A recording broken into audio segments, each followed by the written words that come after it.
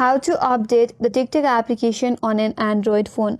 Hi everyone, this is Kate from Create Login and Delete and I'm back with new tutorial, and on today's video we will see how we can update TikTok application on Android. So without any further ado, let's get started.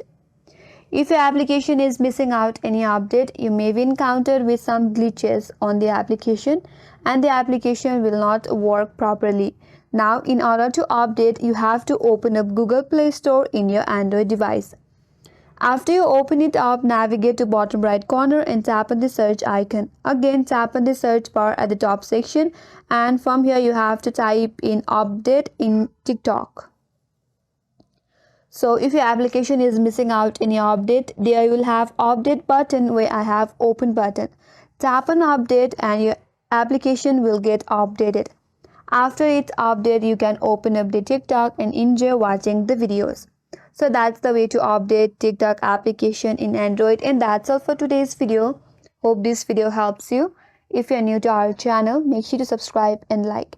Thanks for watching and stay tuned for more upcoming videos.